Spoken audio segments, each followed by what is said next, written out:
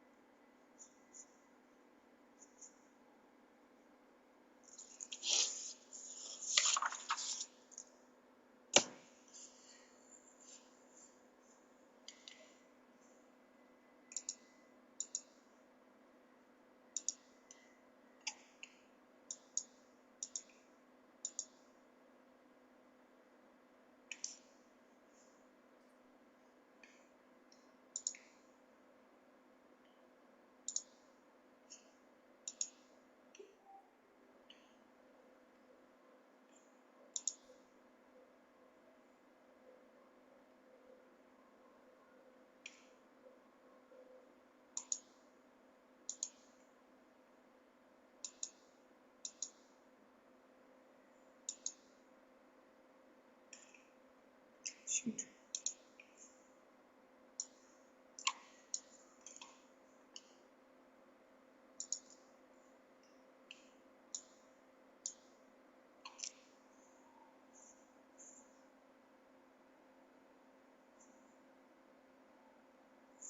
We'll just give it a few more minutes for people to join. I see our list of attendees is rapidly going up here. I think we have around 500 people who have registered. So just give it a few more minutes before we get underway.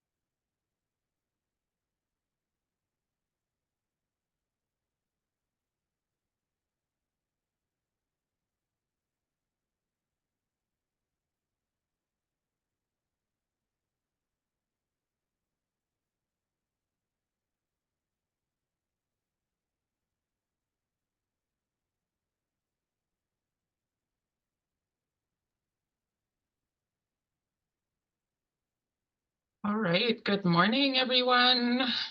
Just wanting to check in, Cindy, Naomi, and Mary, that you're ready to go. Wonderful. Thank you for being here with us this morning, and thank you to everyone else who has joined for this really important conversation this morning. I want to ensure that we open up in a good way, and going to ask our elder, Deb Foxcroft, to open us up.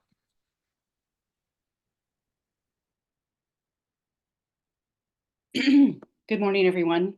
Uklama. Deb Foxcroft. Quills is my traditional name. I wanted to just let you know that I'm coming here from Sešwk First Nation, my territory, and just wanted to acknowledge all of the beautiful lands and nations that are here joining us today on this very important work that it's been going on for a long time, and we're finally at a place of, doing the work on behalf of our children and youth our way. So I just wanted to hold up my hands to our panelists and to all of you that come here with open minds and open hearts, and to just come with a loving heart on behalf of our children and youth and families, and that we go ahead in a good way today and into the future. We all know that this work is a sacred work, and we do it not for ourselves, but for our children, youth, and communities. So I, again, just acknowledge all of you for being here. I just wanted to say, Creator, Great Spirit, thank you for this day. I ask that you open our minds and our hearts, ground us in this sacred work that we have ahead of us, and that we work with those connections of strong minds, strong hearts, and our spirits acknowledge the ones that have been lost in the systems, and acknowledge any hurt and pain as I send out love and healing to everyone today that needs it in terms of this work. So again, just sending you just positive energy and strength to do this work. Kleko, all my relations, Chu. I do also want to acknowledge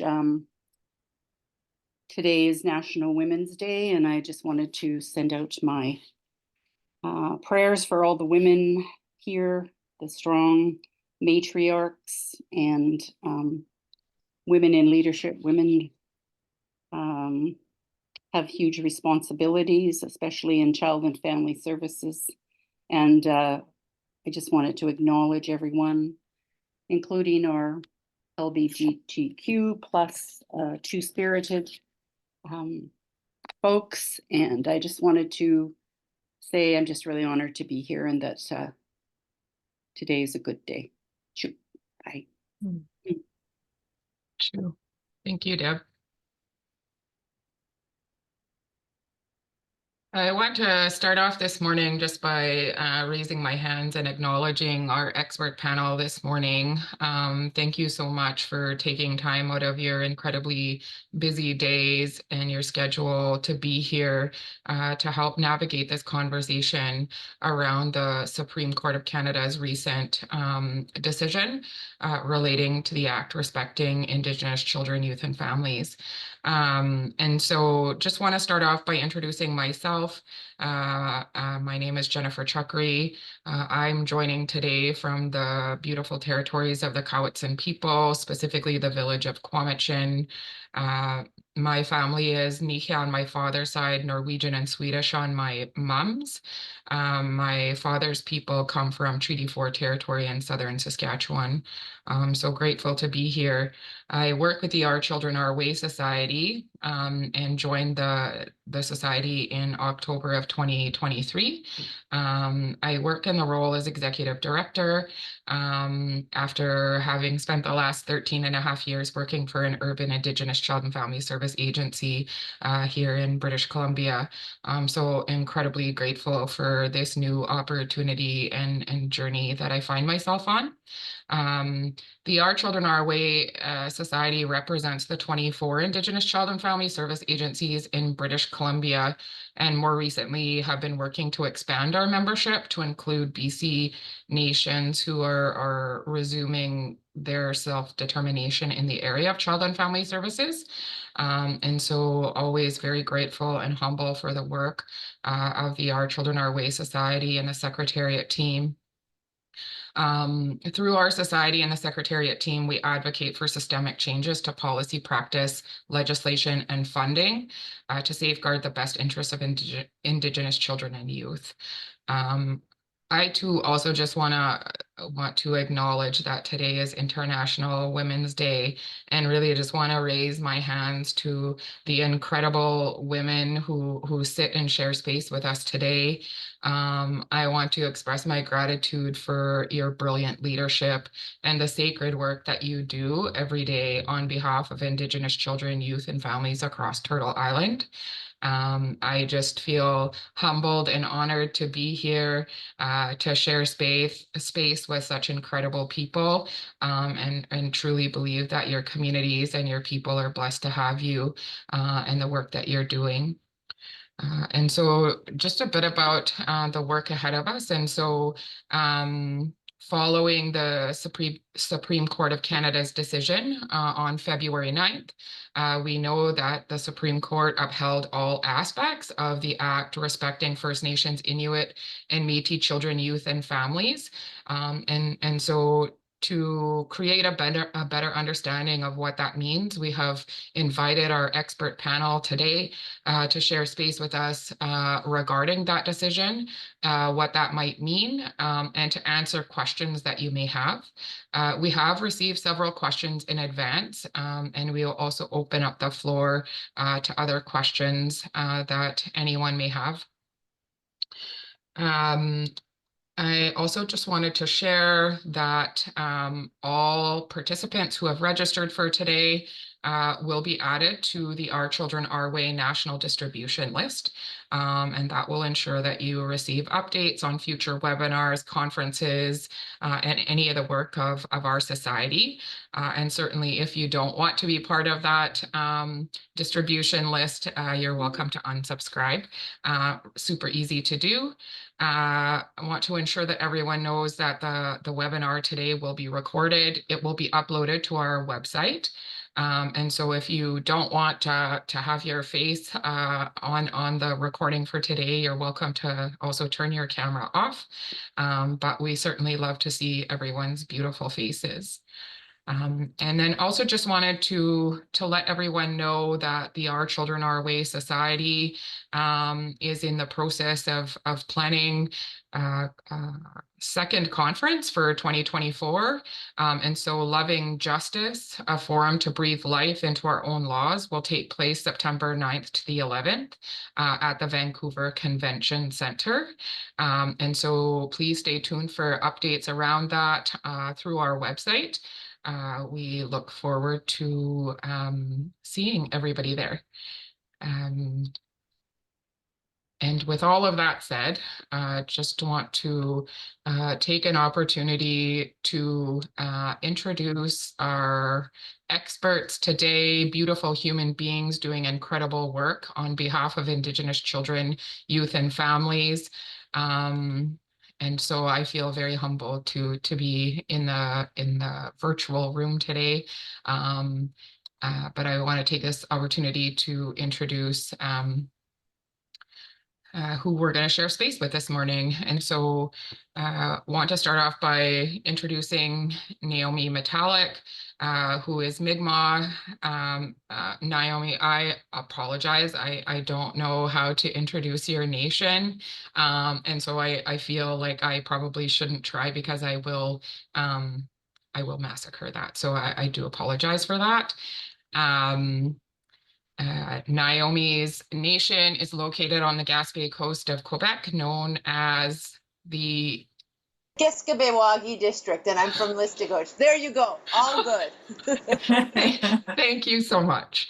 Naiomi speaks English, French, and is becoming fluent in Mi'kmaq. After nearly 10 years of a very rewarding practice in Aboriginal law, she decided to make the move to academia to continue her work for First Nations in a very different way, through teaching, writing, and speaking about the issues facing Indigenous peoples in Canada and how the law can be a tool for reconciliation and improving the lives of Indigenous people. Naiomi now works on constitutional law, administrative law, Indigenous law, and all areas of Aboriginal law and policy. So welcome, Naiomi, and thank you so much for being here. I keep saying this morning. I should say today because I recognize it's not morning for other people. I also want to introduce Mary Teegee Gray. Mary is Gitxsan and Carrier from Takla First Nation and is a proud member of the Luggibu Wolf Clan. Mary is the Executive Director of Child and Family Services at Carrier Sekani Family Services, where she oversees the provincially delegated programs, youth services, family preservation, maternal child health, and the Highway of Tears initiative, as well as a violence prevention program. Mary holds an executive MBA in Indigenous Business and Leadership from Simon Fraser University and received the Dean's Convocation Medal for being in the top 5% of her class. Mary is also our chair at the Indigenous Child and Family Service Directors, Our Children, Our Way Society. And of course, we know that that is just a small snippet of who Mary is in the world. And we've recently just come from several days of meetings. And as I shared yesterday, Mary knows a lot about everything there is to know in the world. So welcome, Mary. It's good to have you here this morning and to hear more about all of your brilliance. And of course, also want to humbly introduce everyone, although I don't think she needs much introduction. I feel that you are incredibly famous across Turtle Island, but want to introduce Dr. Cindy Blackstock. Order of Canada is a social worker, author, professor, and child's right advocate, born in Burns Lake, BC. Dr. Blackstock is nationally and internationally respected advocate for the rights of Indigenous children.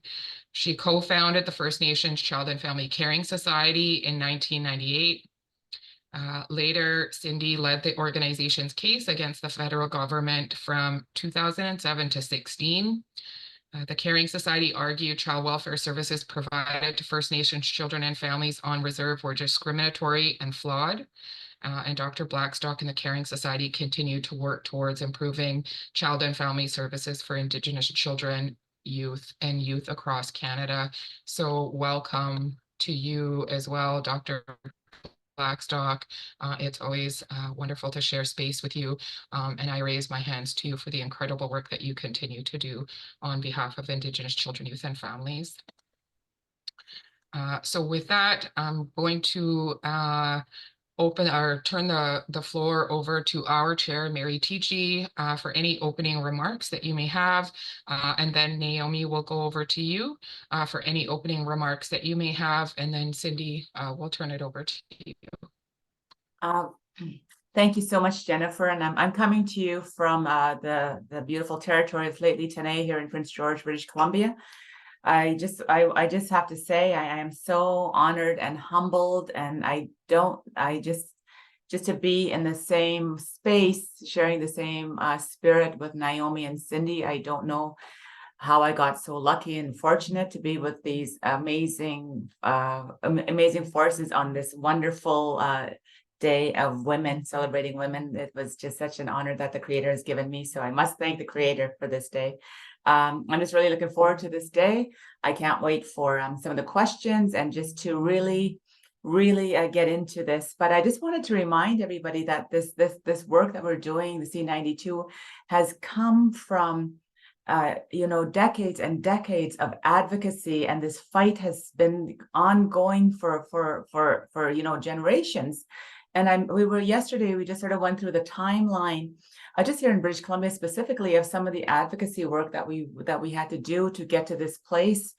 Starting in the 60s and 70s, having the Indian caravan go across Canada, and to really argue that our children were, the 60s group going into care. So our leaders, all the ones that have passed, are really the ones that we look to remind us that this work is just ongoing. It's another step to where we want to be, and that's true self-governance, that's true sovereignty.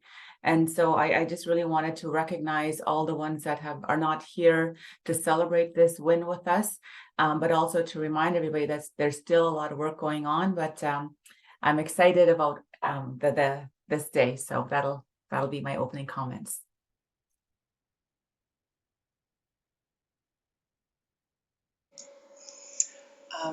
Well, Dasi Begisin Gismel Liagwech, good afternoon, and I am joining you from xʷməthkʷəy in Mi'kma'ki, so in Halifax, but I'm originally from another district, from Giskebeewagi, and I would like to say Walaliek, we thank you to Deb, thank you for opening up for us in such a nice way, and I'm just honored to be here to talk about the work that has been going on and where we are at, and to talk about the Supreme Court of Canada decision. And just really thankful for Creator putting me in Cindy's path somewhere along the way. I think around 2013 or 14 is where we crossed paths. We were both working on similar cases against the Harper government and started comparing notes, and it's been history since then.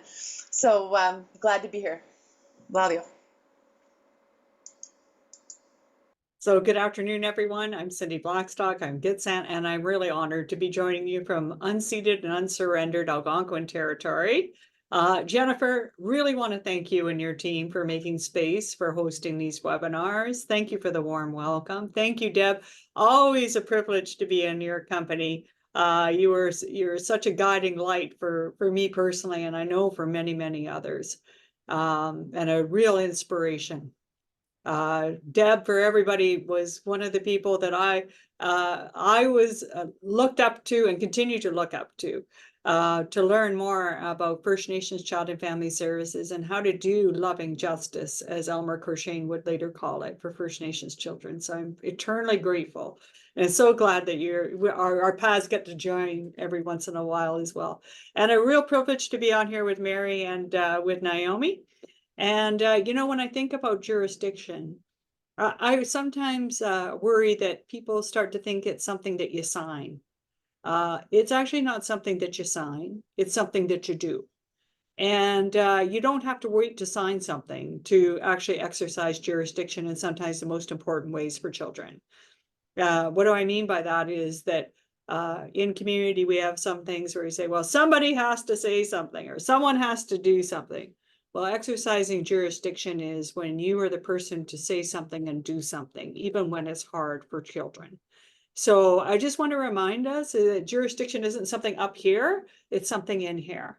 And each of us every day makes choices about how we can use our heart and use our love for children as an expression of jurisdiction.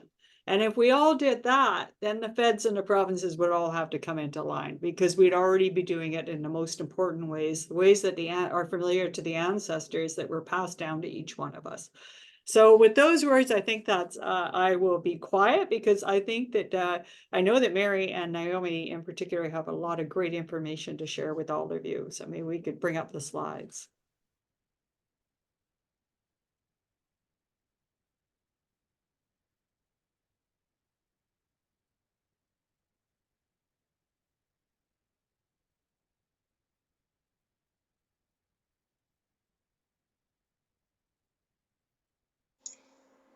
Okay, I think this is mine unless I'm stepping on somebody's toes. Yeah. Okay, so we sort of have a game plan here. So we thought we'd start by giving an overview of the Act, although I'm sure many of you are familiar with it, but I'll try to be short, and then if Cindy or Mary feel that we should add to it, we will do that. But many of us are familiar with the Act now, passed around 2019 by the federal government. Really the first of its kind, in that it is the first statute to recognize the inherent right to self-government in respect of children and families. That's stated in the Act. It's the first time the government's actually asserted anything like that, which is one of the things that Quebec had an issue with, but we can get to that. As well as saying that this was a part of implementing the UN Declaration on the Rights of Indigenous Peoples. And it also sets out national standards, and these are sort of minimum standards that apply until and continue to even after Indigenous communities start exercising their own laws, but it applies to provinces as well. It's a sort of an overlay of really fundamental rights that families and communities and children going through child welfare processes, rights that they have. It includes recognition of their right to substantive equality, to cultural continuity, and there are in particular placement provisions to ensure to try to curb overrepresentation of our children in the child welfare system. So it's setting forth principles that have to be applied by any decision maker in child welfare matters, that really puts a huge priority on children staying in their communities and with their families. And also it sets out the best interest of the child, but a specific definition for the best interest of the Indigenous child. In addition to the national standards, as I was mentioning, it creates a pathway for jurisdiction or self-government, ways that communities can start exercising jurisdiction. And in that regard, the national standards continue to apply. That's what the Act says, as well as requirements for the Canadian Human Rights Act and the Charter to apply to future exercises of jurisdiction. I think I'll stop there and let Cindy and Mary, if they want to jump in to speak about the Act. I'll just actually, I got a question last week, and I actually remembered to bring this up, that the Act, the C-92, wasn't something that was led by, or was really imposed by the government. That was what I was, one of the questions was that, well, they imposed this flawed Act on us, but actually it was something that, as I said at the very beginning, that we were advocating for decades to have our own say, because at the heart of jurisdiction is our ability to make decisions. And I say that again and again, so it's so important. So the way that this came about, this Act came about, is, if you recall, 2012, 2013, 2014, there really was a push by leaders and advocates, child welfare advocates, to say we needed to be able to make better decisions because it wasn't happening in the provinces. We know the outcomes in the provinces under the Ministry of Care is not good. So we had to do something. And then Minister Philpott, if you recall, called it a humanitarian crisis. And shortly after that, at the National Advisory Committee for Child and Family Service Long-Term Reform, we had drafted a resolution to go to the AFN to actually co-draft, I was hoping the wording, but it was co-develop federal enabling legislation. Once the resolution was passed, I moved that resolution as a proxy for Takla Nation, and the person that seconded that resolution was at the time Chief Cadmus Delorme, who went on to develop the first their first family law and act, and that was the Squamish Nation. So this was something that we had really advocated for. Then right after that, there was a legislative working group that worked with Canada to really try to bring forward what we wanted in this Act. And we didn't get everything we wanted. There isn't a funding provision. It didn't go as far. Cindy was on the legislative working group. I was on the legislative working group, and other members of the National Advisory Committee and other leaders across Canada were part of that legislative working group. And we really tried to put in what we thought was really important. And one of the things I think that gets overlooked sometimes in this act is the phased in approach. We really wanted to ensure that there was opportunity for nations to be able to develop their jurisdictional tools, to develop their decision-making tools at their own pace. So you didn't need to do, say, for example, the full range of child protection if you weren't ready. It allowed for nations to go at their own pace, to build the capacity so no child could fall through the cracks, and then take on another body of work when they were ready. So this act is actually something that, you know, we've been working on. We know that I don't think any of us were surprised that there was going to be a court challenge. In fact, we called it. We said it was probably going to be Quebec.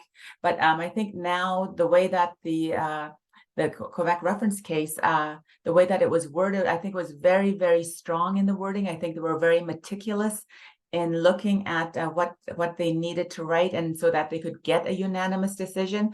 But definitely there is still a lot of work to be done, but I just wanted to make sure that everybody understood it was something that we really supported and really pushed for. Cindy?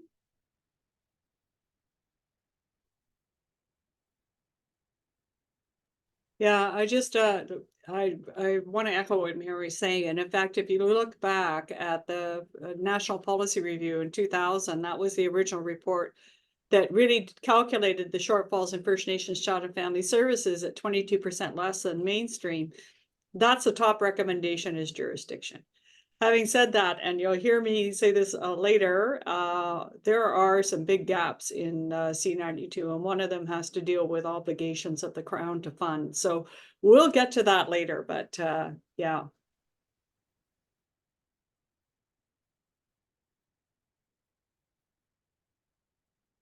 Okay, so some of the key facts right now, of course, we know First Nations children are overrepresented at 17.2 times the rate of other children.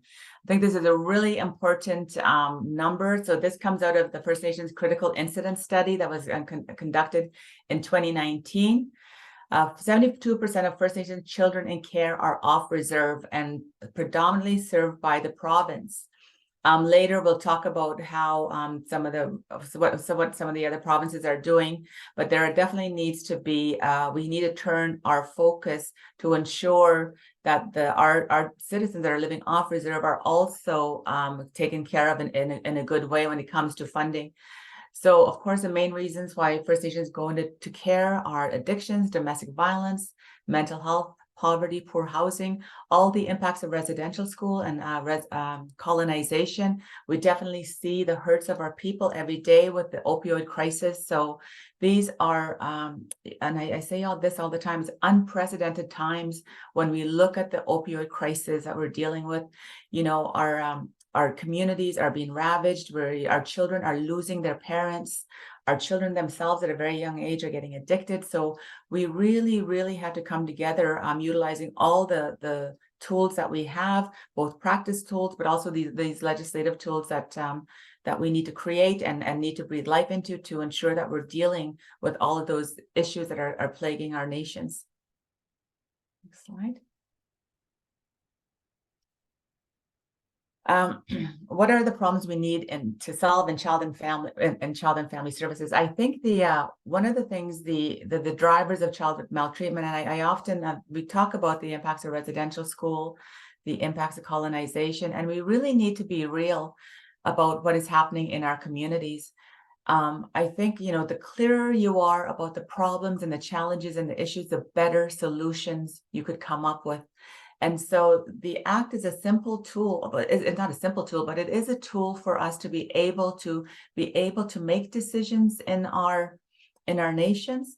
But also we can't lose sight of the Canadian Human Rights Tribunal and the impact that has on our nations, because we've always said we've had the inherent right to take care of our children. We've always had jurisdiction. We've just never had the resources to breathe life into our own laws. So when we start thinking about developing our laws, we have to think about the actual practice and capacity that that we need to implement, because that's why the only reason that we have this, the Act, is to deal with the child and family issues that's plaguing our nations, and so that we could get into a place where no children have to go into care. So some of the problems that we have to solve is to stop Canada's discrimination and ensure substantive equality, to stop the provincial discrimination and ensure substantive equality. And also we have to be really accountable to our children and youth, not only the ones that are here today, but those not yet born.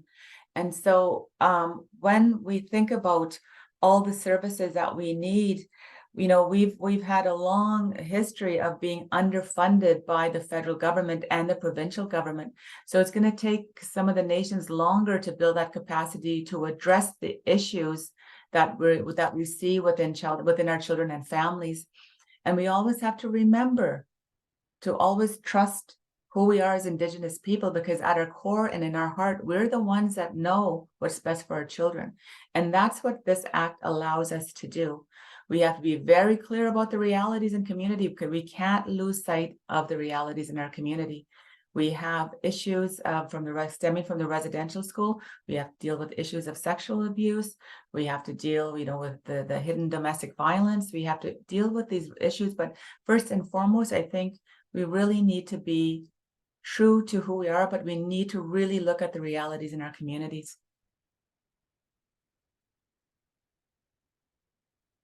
And some of the structural problems affecting the child welfare system. I think Cindy will also speak to this slide, but the numbers are just way too high. Like, we need to know that the 72% of all First Nations children in care are off reserve. We know that's high, but we also know that right now there's discriminatory funding with the provinces because they have not implemented the Canadian Human Rights Tribunal orders. So we must focus, child welfare reform has to focus on reducing our children and going into care, but we also have to take into consideration all our young citizens, all our children and families. We also need to ensure that the child welfare legislation has very limited control over structural risks. And so we always ask the question, what is this Act trying to, what are we trying to solve? What problems are we trying to solve? And we can't lose sight that this Act, and you'll see this later, that there are issues that this Act won't be able to solve, but it's us and the work that we do on the ground that helps solve those problems. It's but we need the funding to do that good work, and we need accountability and we need evaluation. We need to do all of these things to ensure that we're dealing with those structural drivers, such as mental health, addictions, domestic violence, poverty, poor housing. And I think when we did the touchstones of work years and years ago, there were leaders from all international leaders that were really looking at how can we better the lives of Indigenous children and families. And over 20 years ago, we held a meeting at Niagara on the Lake, and the touchstones of hope came to be. And that was all the recommendations and utilizing, the best minds at the time to say, how can we deal with these issues?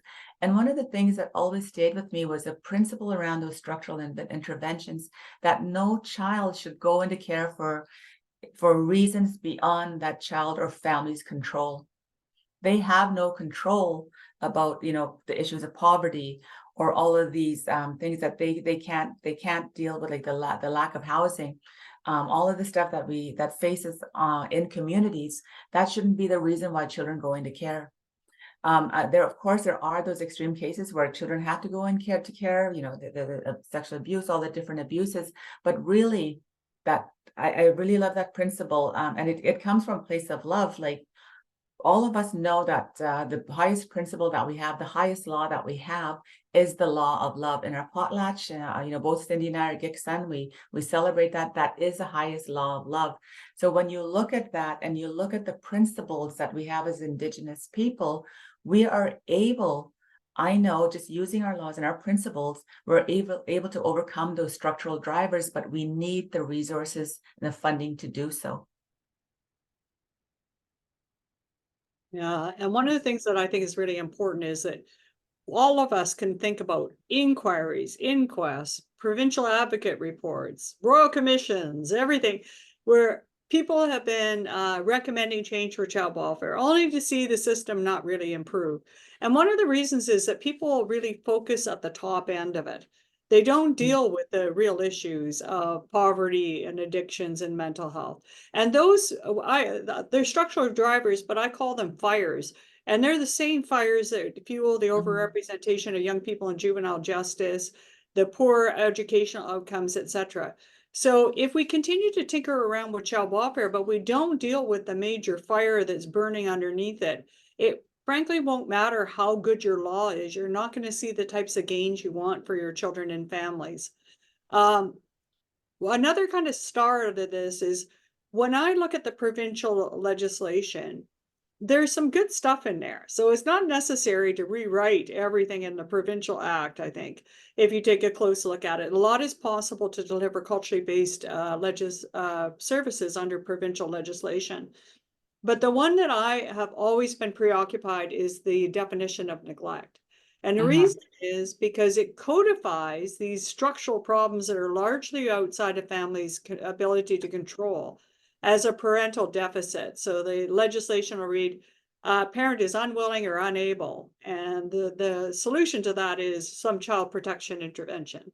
Well, I've always felt like we should hold parents' feet to the fire for things they can change, but we should actually hold government's feet to the fire for things that are putting kids at risk that are beyond their ability to control.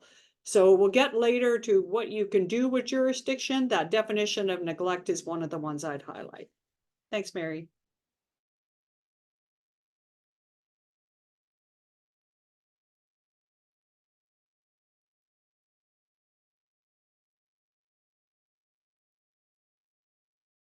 Mary, You're I on think you're mute. muted.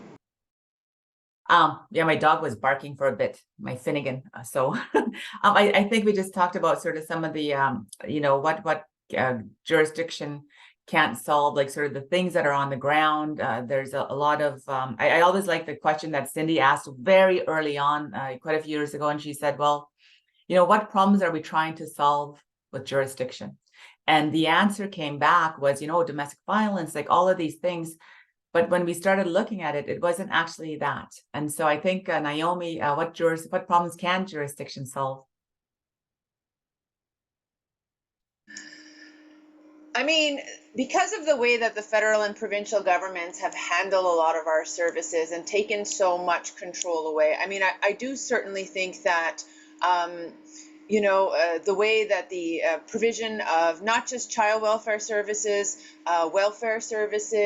housing, like it's all been structured over the years where the federal government borrows provincial rules that were not designed for us, that do not have us in mind, and then impose them in our communities. And so that really doesn't work. Oh, I get a coffee. That's delivery.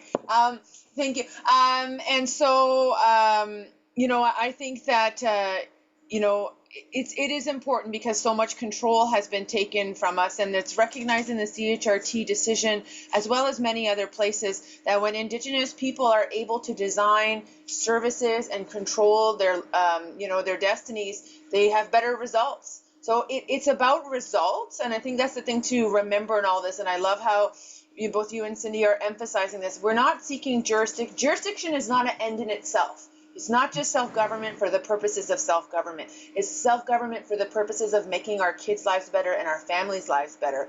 And so I think that there is a really important link, because jurisdiction can make our life better because, we've had so much control exerted over us. But we cannot lose sight of the fact that we have obligations, accountability, and responsibilities. And jurisdiction is that. So Cindy started off talking to us about leadership and as jurisdiction. And I think that that's a really key point that we can't lose sight of in this exciting time where we're finally having these conversations about jurisdiction. We just can't lose sight of that. I think it's also what problems jurisdiction can solve. I know that sometimes, and the way we talk about the system and how that hasn't worked for us. And, we're constantly butting head against the system and feeling, and I know this, our social workers, our frontline workers felt really disempowered because of the policies that don't work for our people. So this law would allow us to really look at what is good practice based in our cultural ways of knowing, based in our culture, and incorporating culture and those traditional activities as good practice. Those practices then makes those good standards of how we want to take care of our children. For example, 1 social worker to 4 children, for example. Then those standards develop, we develop the policies within our jurisdiction, and those policies then make the good laws. And so those are the problems that jurisdiction can solve, where we could really embed that good practice in our laws, but also those accountability measures that can be embedded within our laws. We also have to think about how is it that we are identifying risk. We know one of the biggest reasons for our children are going into care is because of the definition of risk. It's very, very demoralizing. We're held to a standard that is not of our making. It's more of a Western standard.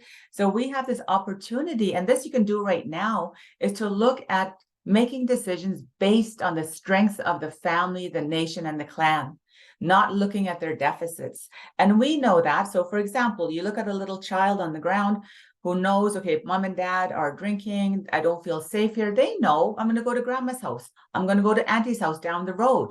So we already know we have these strengths in our families. And so those are the things that you could bring to life and really embed in your jurisdiction. So at the end of the day, it's incorporating our traditional laws and our principles, and really allowing us the way to make decisions in a good way, utilizing cultural as our foundation.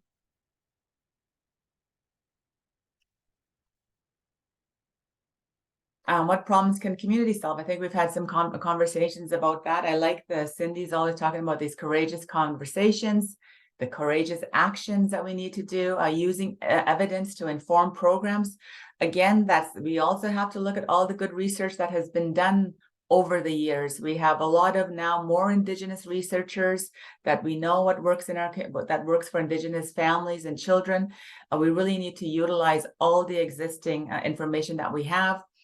Targeting those funds to drivers of neglect. Again, when you're looking at your laws and you're looking at the funding provisions, to start thinking about what is it that causes that family to be at risk of going into care. Those issues of poverty, the issues of poor housing, to actually have a housing strategy, developing, poverty strategies, doing all these things in community that we can use, but you don't necessarily need a law to do that right now.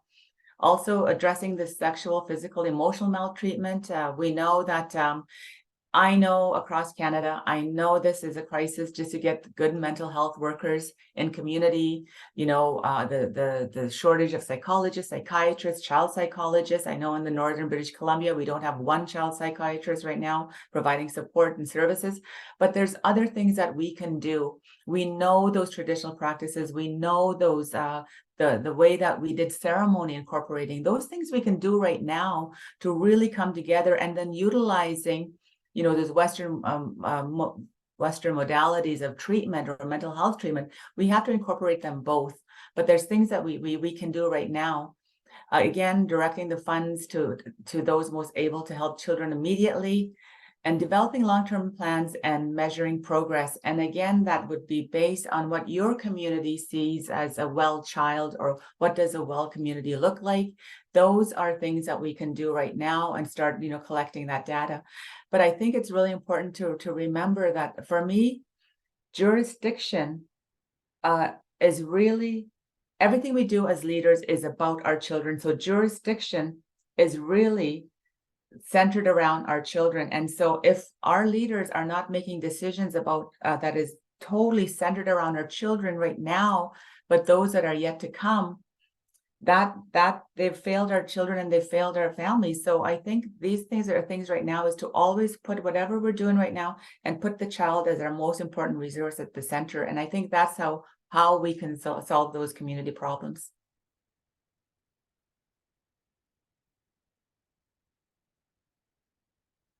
And I think Cindy can speak to this, but one of the things that, we talk about equality and then substantive equality. And, if you give everybody that in Canada to say, okay, well, we're going to deal with poverty, and we definitely see this child poverty, and we're going to give every Canadian X amount of dollars, $100, everybody to deal with child poverty. We know that in the First Nations community that we have gone through impacts of colonization, impacts of residential schools, so that we actually need more to be at the same level as the rest of Canadians. We also have to think about and I think sometimes this is that we forget about this. There was research done before where services, so mental health services, so they talk to counselors, practitioners in the mental health field, and in Western based or non-Indigenous communities, non-Indigenous people, they would have like maybe 2 people that were that they would be providing services to that had post-traumatic stress disorder. So if they had like 20 clients, 2 of those 20 clients would be going through PTSD. Then you compare that to Indigenous people, and I would argue that all of us are going through some type of post-traumatic stress disorder. So everybody's dealing with trauma in the Indigenous community. So instead of having 20 people as a mental health person can take care of, that person that's working with First Nations community maybe only can handle maybe 10 or 5. And again, like just looking at substantive equality from a service lens. Cindy, did you want to speak to that? Now, just briefly, there's lots of great research that shows that this is one of the most important things in terms of remedying cross-cutting disadvantage in populations, is reducing the inequalities and making sure that people's they have the same opportunity to succeed as other people in the society. So I'm not going to go into it a lot here, but you can look at the World Health Organization's reports authored by Sir Michael Marmot, or even just watch them on YouTube, and you're going to see so much of this convincing data. We also, under Michael's leadership, did a Pan American Health Organization study on health equity and inequity. And health, I mean, in the broadest sense, focused on Indigenous peoples and focused on persons of Afro descent. So you can Google that, PAHO study, health equity and inequity, living dignified lives, and you can find all the research there too.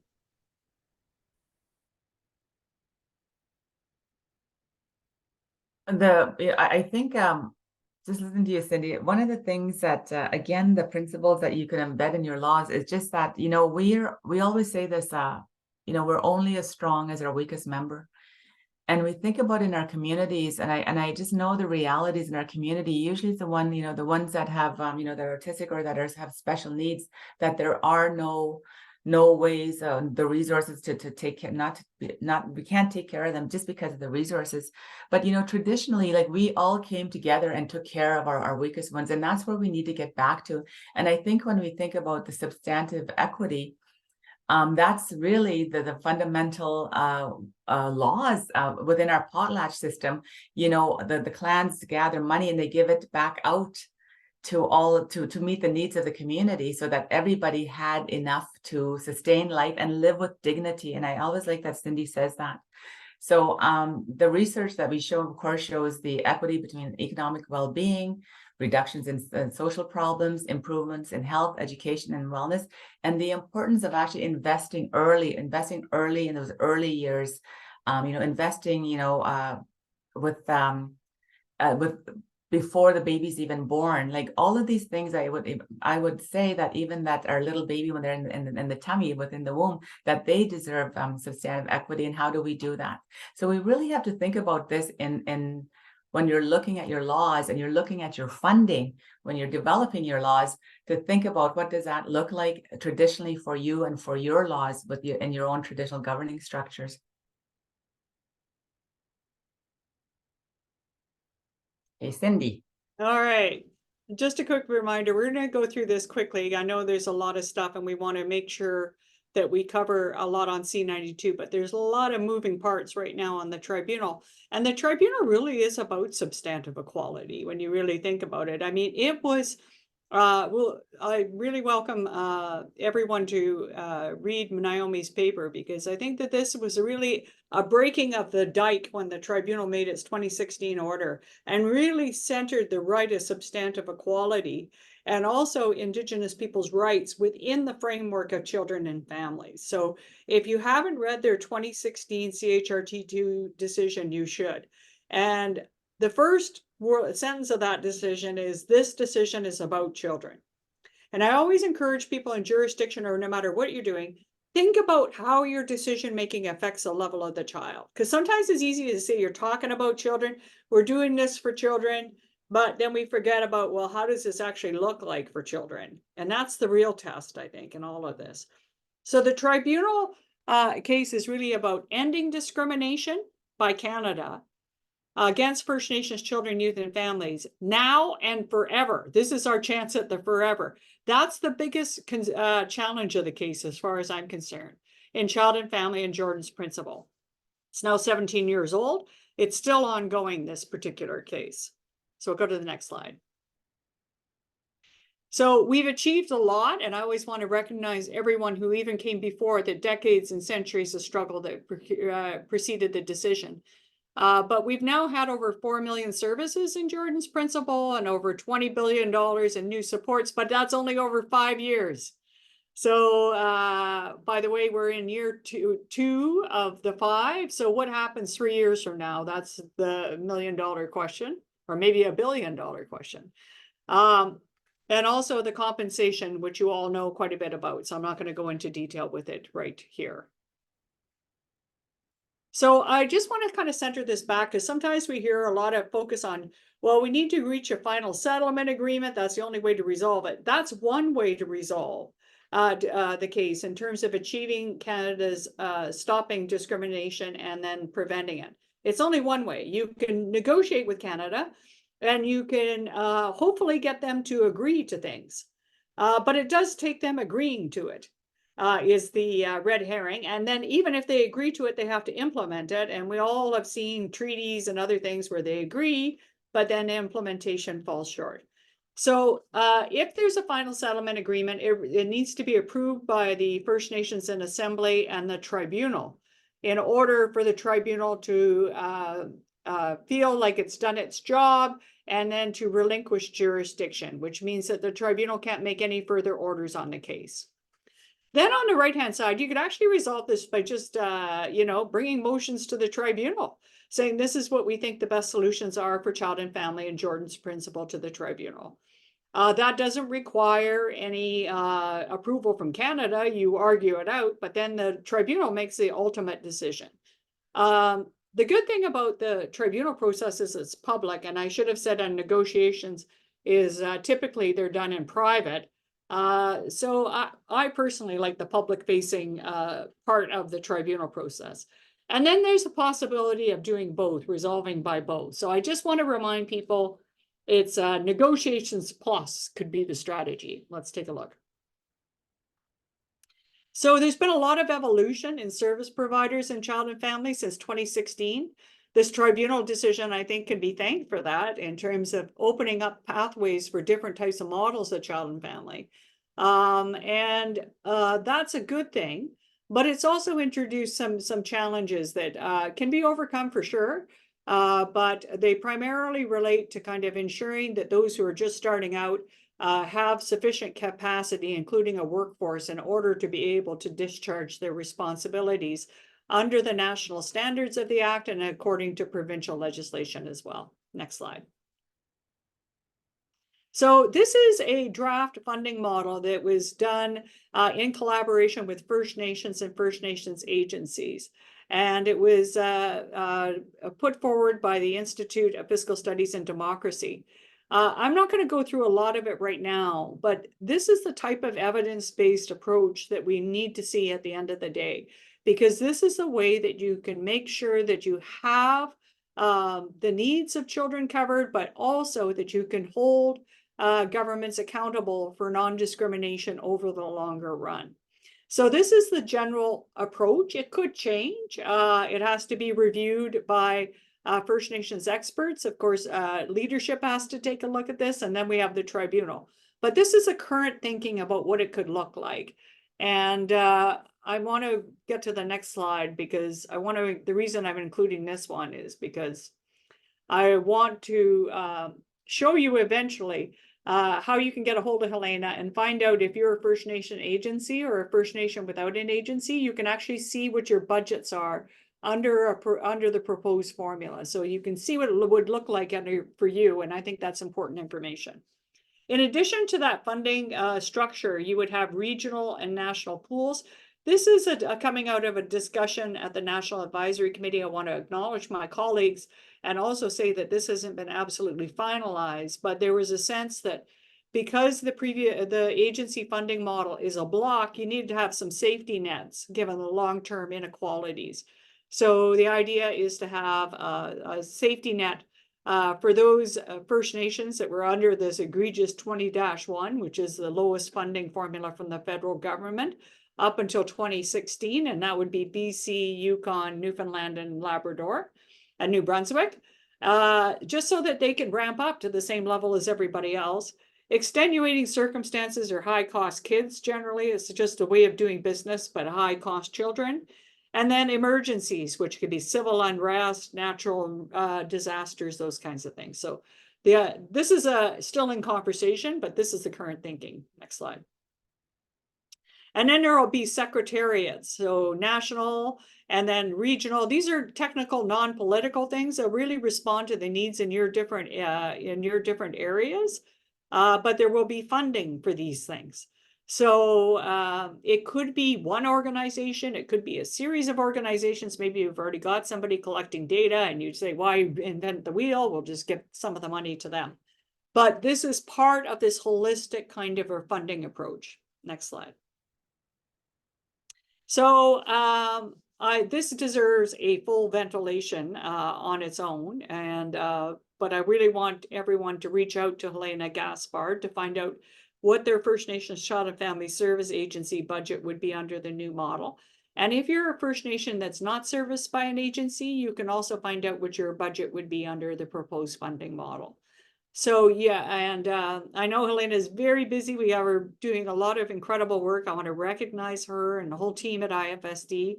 But it's also very helpful, I find, to have her presented so that you can see all the different nuances, ask your important questions. But the one thing that I've learned over the years is that when it comes to funding, it's the purpose, the principles. I would throw in the definitions, the structure, and the enforcement. Those are key to making sure you have adequate funds over the longer run. If you just get the funding level and you focus on that, then it'll probably do you well for a while. But then the question comes, well, what if it's not enough? And that's where all these other things are really, really important in order to ensure that your funding is at an adequate level, even if the government is unwilling to increase it. You could take them to court and enforce it this way if you have these other pieces right. Next slide. So this is over to Mary, I think.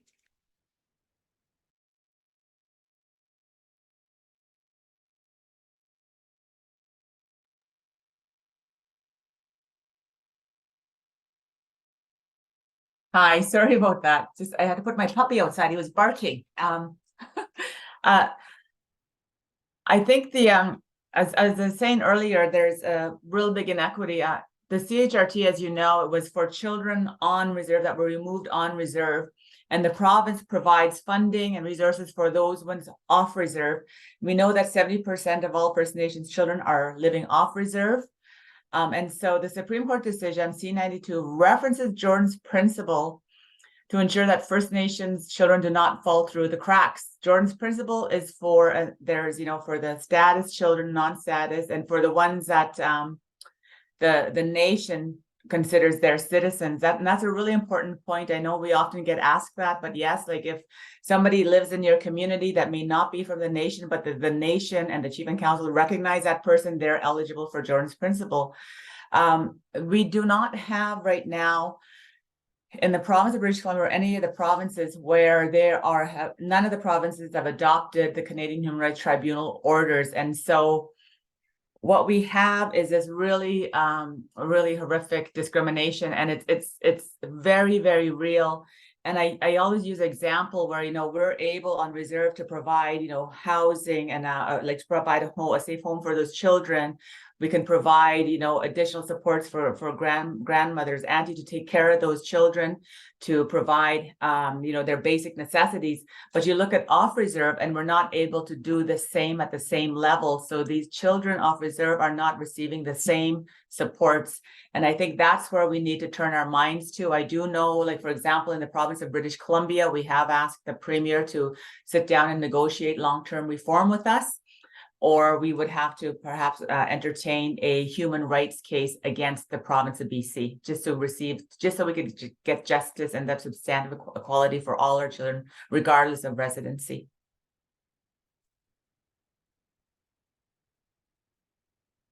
This is back to me. I just want to say that we've Jordan's principle, we're seeing some pretty serious non-compliance across the country.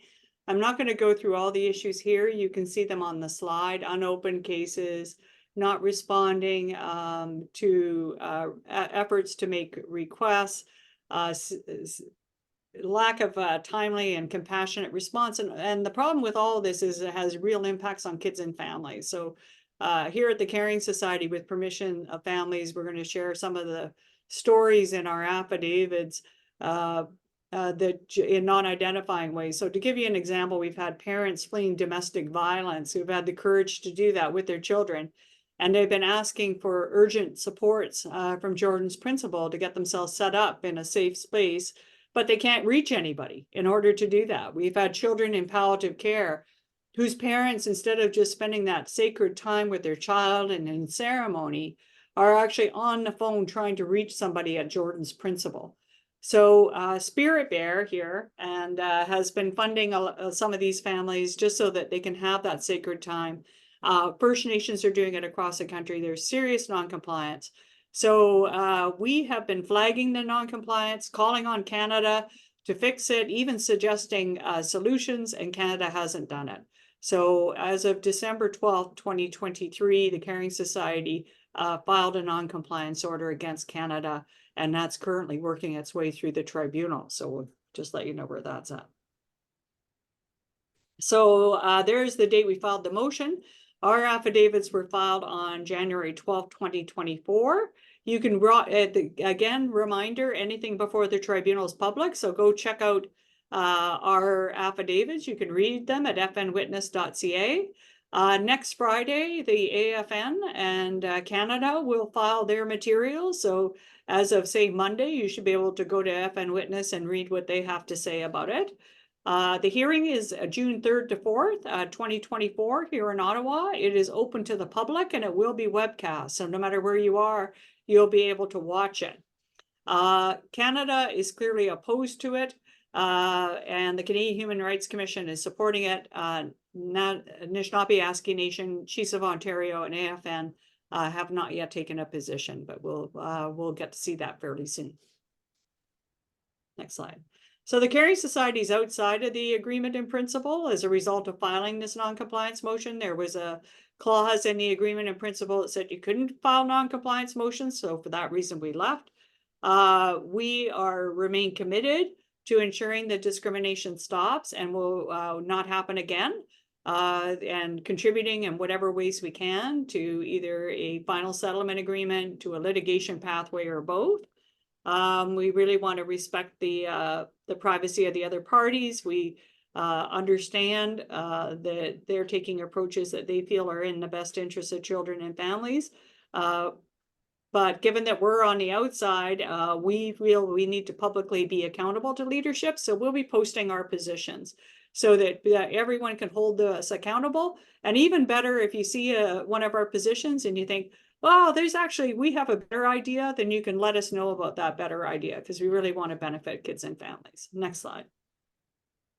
So, Cindy, can I just make a point of the last slide is to remind everybody that the outside the AIP process, like when you're there at the table, you're agreeing to negotiate an agreement in principle, and then you go to a final settlement agreement. Now, because we have a non-compliance order and you're expecting Canada to act in good faith, and if they're not even able to uphold the Canadian Human Rights Tribunal, we cannot in good faith ourselves say that we trust Canada to actually uphold whatever comes out of that final settlement agreement, and that they're actually negotiating in good faith at the agreement in principle, because there's this non-compliance of Jordan's principle. And so I think that's a really important point.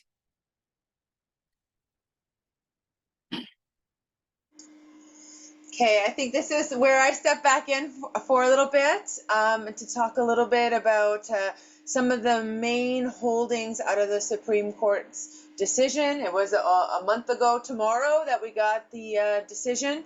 And so it is a unanimous decision from the whole court, written as the court, which is, I think, important, and part of the reason why it took as long as it took, because they were trying to work together to come to a decision where they would all sign on to it. And that's important. It actually, I think, sends the message that, you know, they saw this as serious. They wanted to speak as one voice. Often it's very hard for the court to speak as one voice, so they decided to come together and speak as one voice. So that's significant in itself. The court upheld the constitutionality of the entire act. The government of Quebec was challenging both Canada's ability to pass the national standards as well as create a pathway to self-government. The Quebec Court of Appeal had struck down part of the act that makes laws that Indigenous laws that are made under a coordination agreement or with efforts to make a coordination agreement for a year. The Quebec Court of Appeal said those parts of the act were unconstitutional, but the Supreme Court disagreed. They said the whole act is constitutional. And the decision really does, center the voice of children and families in the decision. We felt, you know, as the Caring Society, we had tried really hard to make sure, but the court has various parts where they speak about that. They also talk about reconciliation a lot. I think it's referenced something like 64 times in the decision. It clearly was weighing a lot on their minds when talking about the act. They called the act a sort of an attempt at legislative reconciliation. And they also said that because the government took these steps, it also is bound by them. And they recognize that Canada bound itself as well as provincial governments around this act. And so there's a really interesting aspects of the case where the court tells us that the government's got to not only just recognize self-government, it's got to act as if self-government is that it exists, and it can't act any way contrary to that. And the court spoke about the honor of the crown and how that is going to be used to bind the crown. And so we think that that's a really helpful aspect of the case, where essentially the way I see it is that the court says, look, Canada, if you're going to talk the talk, if you want to say self-government exists and respect self-government, you got to walk the walk. And that means you got to respect it. You can't try to take positions that are contrary to it at negotiation tables, and you've got to act in ways that uphold the honor of the crown. So I think that that's really important.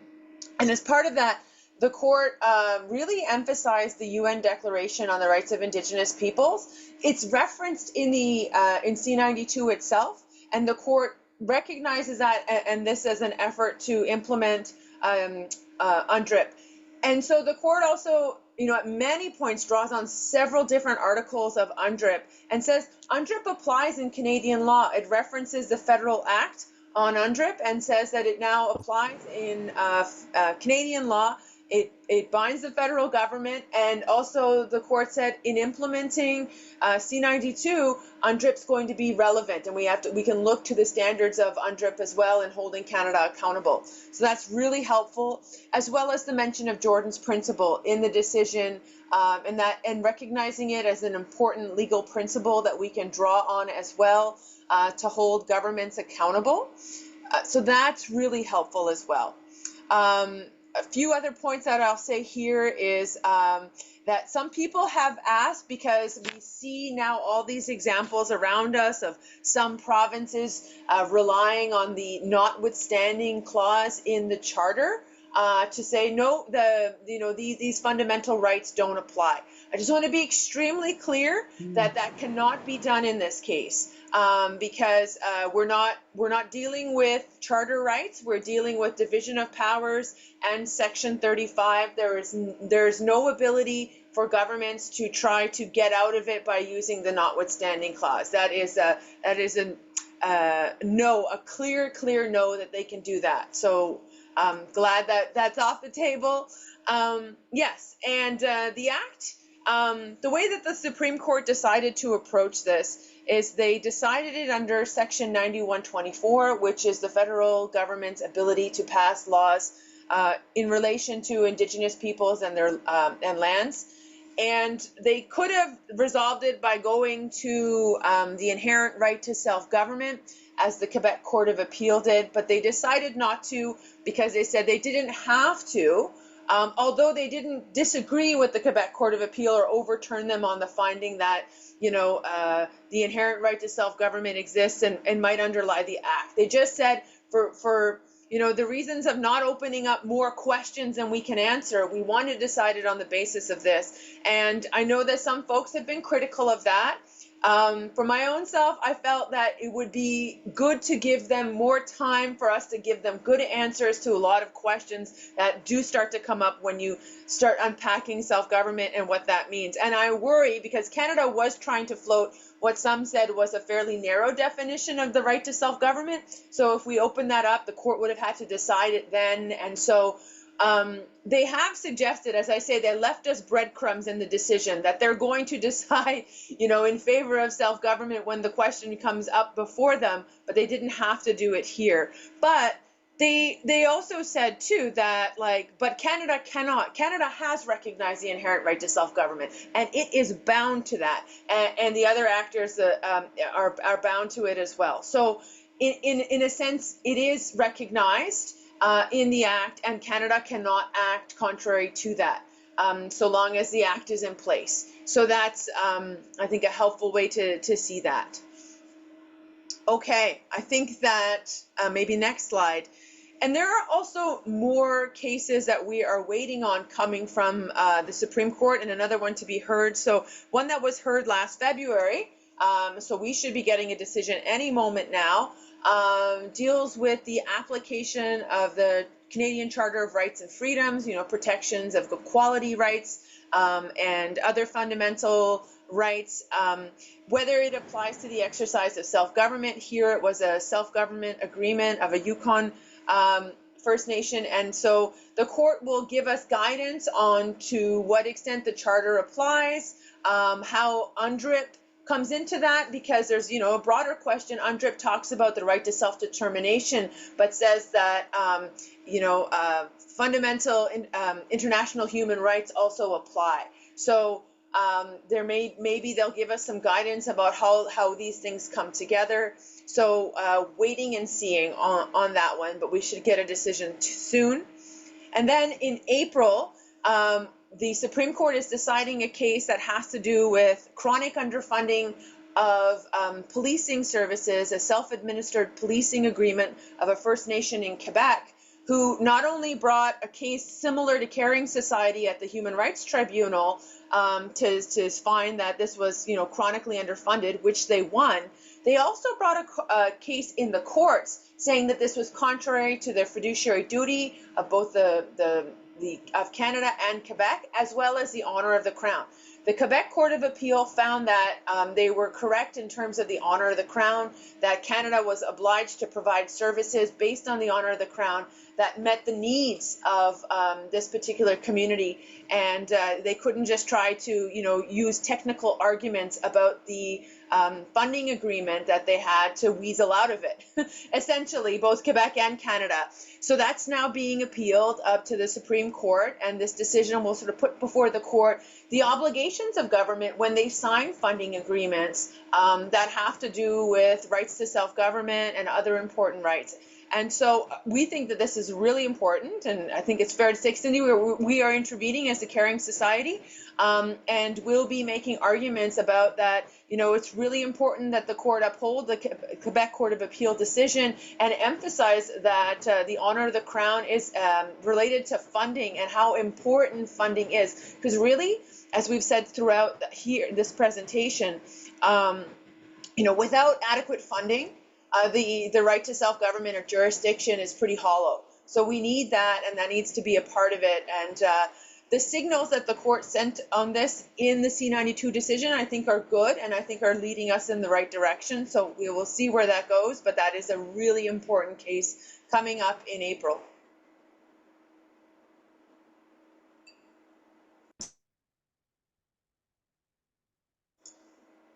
So I'll take a stab at this. So what are some of the implications of this? And then Mary and Naiomi will be able to pick out a couple of things that I would think about. Is first is I echo Mary's message and also that of Naiomi and other experts.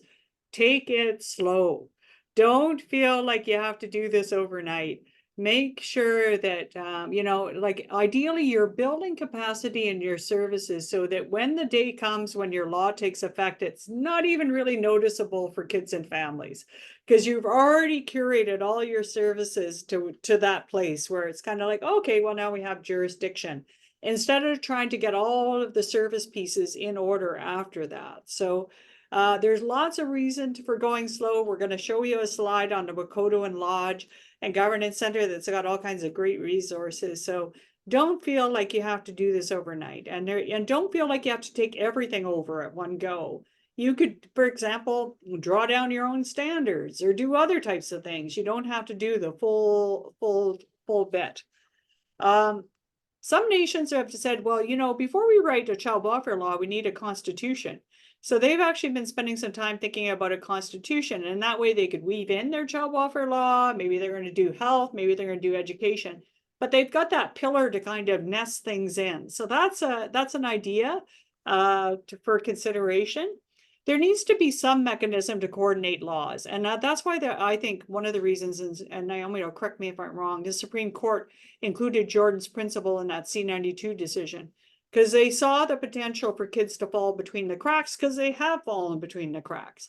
So how do we coordinate laws across the country to make sure that all children are taken care of?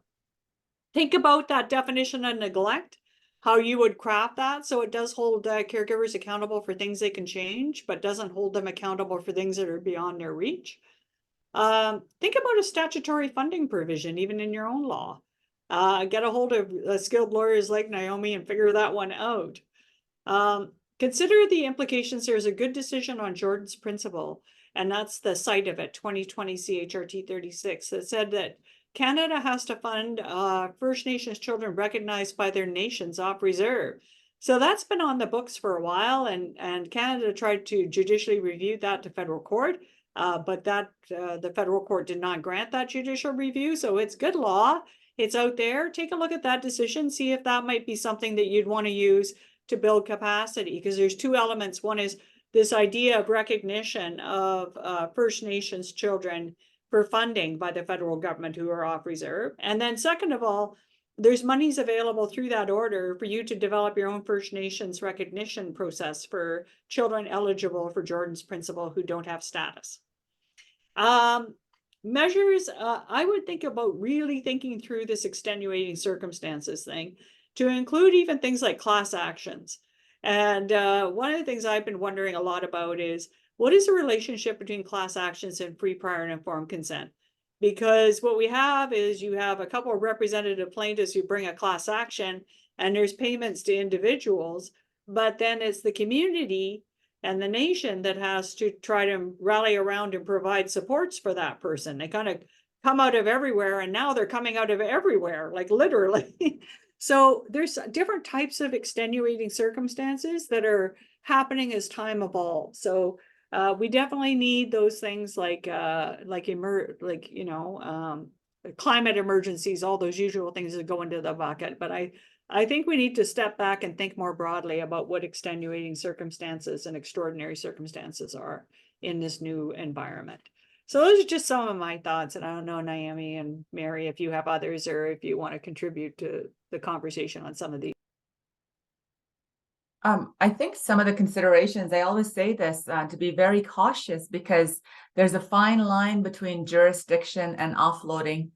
You know, you look at, for example, the example here in British Columbia, where we have the first provincial act that is really harmonizing provincial acts and statutes to harmonize with the C-92. However, that is hollow. There's no funding for that. So, you know, we can make the decisions, but if we don't have the resources to uphold those decisions, you know, as you know, I think Cindy said, you know, that jurisdiction is hollow. So that is one of the considerations. We also have to consider the liabilities, you know, within your laws, and you know, we really haven't been able to nail down Canada to say, okay, you know, that there is going to be an indemnification clause. Like, the liability piece has to be really addressed and has to be considered when you're you know, when you're developing your own laws. The other piece too is, I think that the importance of really getting the within your own laws around the funding provisions, because right now the Institute of Fiscal Studies and Democracy, there's been a lot of research done, and how really concentrating on the structure of the funding rather than, say, the amount. And that's really, I think, integral to anything that you're going to be putting within your laws. I know that the government will say, oh, you're going to get X amount of dollars or whatever, but we have to ensure that we're not putting our leadership in a place where that they are actually the ones that are going to be, you know, perhaps being charged later for discrimination because of funding doesn't meet the needs of the community now and on into the future. So these are some of the considerations that we really have to look at.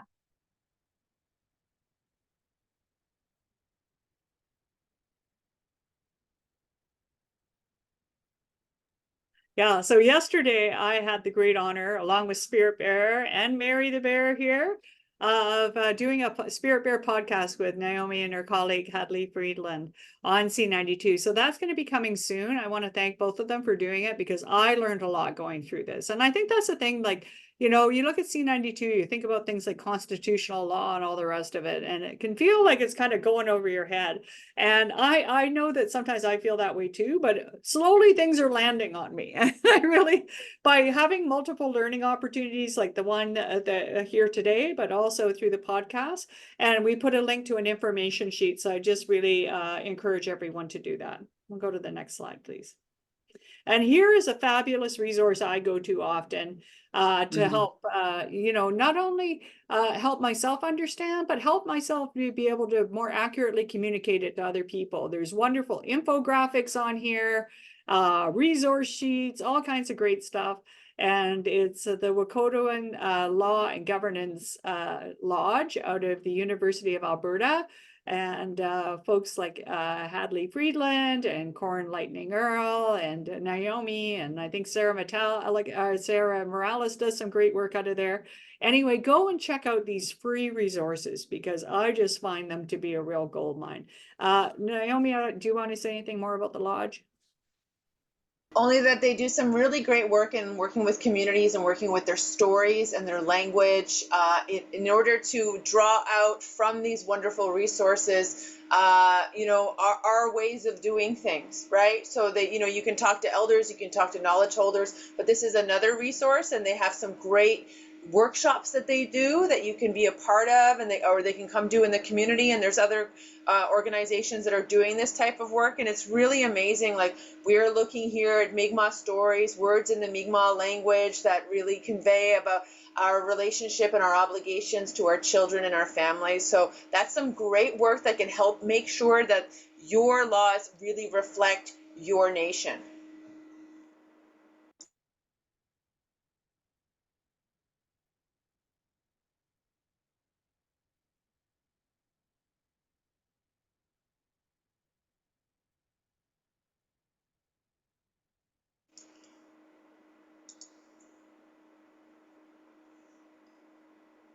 So the key takeaways are just summarized in this slide, but I just want to really emphasize to people about the importance of these tools that have been handed down to us by the struggles of so many.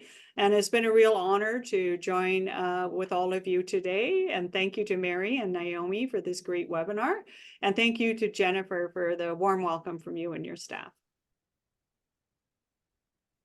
Thank you, Cindy. Thank you. I just wanted to say one thing before I forget that, and I really want to you know, acknowledge the work of the Waututh and Lodge, like all of that good work and the research from the Caring Society, and we have the First Nations Witness.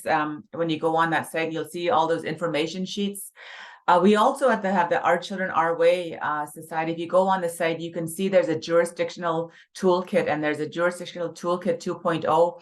And it's really all the information that, well, not all the information, but to really access all these resources before you start retaining a lawyer. I know I've heard this across, because there's a lot of lawyers that are coming out of the woodwork that are all of a sudden, they may have been in corporate law, but now are child welfare experts. And so, you know, take the time to look at the resources that are there free of charge. There's a lot of good resource people that you could talk to really start to, you know, when you start thinking about going down the jurisdiction pathway.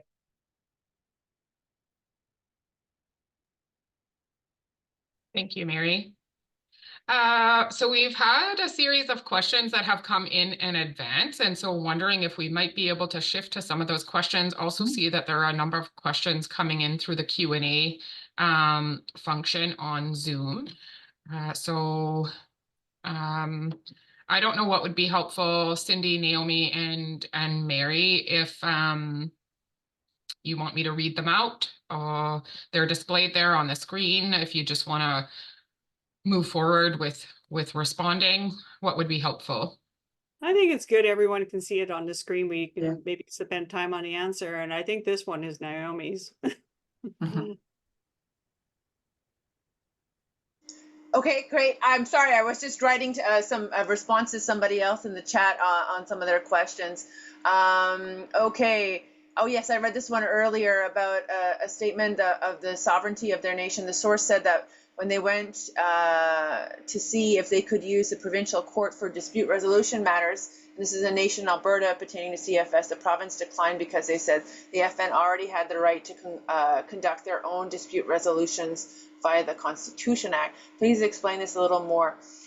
So I think, some of this, I think, to me strikes me as a little odd. The Act does, so C-92 does recognize that jurisdiction includes the right to create our own dispute resolution mechanisms, and some communities have started to develop through their own laws, their own ways, instead of taking it to provincial court or some other court system to have that done. And I have heard that, particularly in Alberta is taking a very strange sort of position that, you know, they're almost sort of like, oh, you're going C-92, well, you have the province has no obligations to you, or a little bit like that. I don't know the full thing. I'm here on the other side of the country, but this act does not mean that the provinces can just kind of wipe their hands. Quite the opposite. It should, you know, in accordance with Jordan's principle, in accordance with, you know, the court talks about a braiding of different jurisdictions together. The province and the feds continue to have obligations, and they should have obligations. And so, you know, and you can structure your act the way that works best for you, so that if you're not ready to assume or create a court or a tribunal to hear things, you should be able to continue to take them to the courts if that's how you want to structure it. If you want to start looking at and developing your own tribunal, that you should be able to do that too. So it's not that, you know, one way cuts off your mechanisms. And you know, positions of provinces who are trying to say, oh well, we wipe our hands of this. I don't think that can happen either. And so some of this stuff, if they're taking positions like that, means we may continue to have to fight. We may continue to have to challenge. It may look like human rights. It may look like more Section 35 challenges. We hope that governments will come to their senses and not, you know, make us take those approaches. But these are things that, you know, we will. It's not the work will continue. The advocacy will continue, and that's sort of part of all of this. Cindy, I don't know if you wanted to add to that. That's good.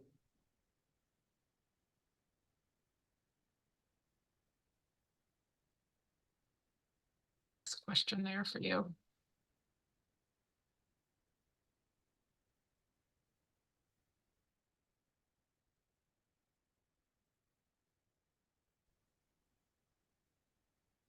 Yeah, one of the things I'd really recommend everyone read is the report by the Assembly of Seven Generations, which is called Accountability in Our Lifetime. That really talks about this, and Mary referred to it earlier, where we have you have this important work happening, but it's important to have that accountability, that mutual accountability going back to children and to families. So look at how they define accountability in that report. I find it really, really a very helpful kind of guide. And then also look at Naiomi's work on her report on Jordan's Principle, which I'll put into the chat. So both of those things together, I think, are really helpful in understanding how we hold different actors who are interacting with children and families accountable for their work over time.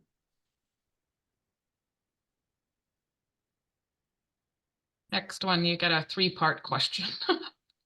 I can answer that. So with MCFD, there are policies around when there is a child losing their life, to provide the supports to and in this place, I guess would say the key caregiver, the key parent. It's just, the child death, everybody's knows what's going on, but within MCFD, it is, I think there are limitations to who is considered family and what cover costs they can cover. For us as an agency, we understand, we've at our agency, we've only had the one death, but definitely we covered all of those cultural traditional pieces. And again, the family, we understand, is not just the primary parent, but there's also auntie that's involved. So definitely there is a process that MCFD does have policies around what that looks like. The resources, of course, are available for children aging out of care. It's different between provincial and, of course, federal. So right now there is post-majority supports at actual cost if you're a federally funded former child in care. But if you were a child that was removed off reserve and you're considered provincially fundable, there is some supports for post-majority in British Columbia, but not the near extent as the actual cost. So there are limitations and there are differences both. And so there are some, again, at our Children Our Way Society, if you go onto the site, there is information around on post-majority on that. And also there is some information for the provincial funded post-majority on the MCFD site. Any recommendations on family supports and building alliances with safety planning? One of the things, again, I would say is if you go to our Children Our Way Society, there are different supports there, but I think it's really important. There's also lots of good, if you go to the First Nations Caring Society portal and you look at all the research, there's also some research and some really valuable takeaways from that site. But I think for us, when we're looking at the family supports, there's good family support workers within the agencies. And I don't know if you're part of an agency, but definitely what always is the best thing is to have those initial meetings even before the child is removed to prevent the child from being removed. So that's how you identify the family supports. In fact, in our jurisdictional framework at Sekani Family Services, that is a key role. That is number one role. We actually have a community wellness team that comes together and identifies those issues which could cause the children from being removed and come together and provide not only a family support, but a community support around that family or to deal with those broader issues that perhaps could cause children going into care.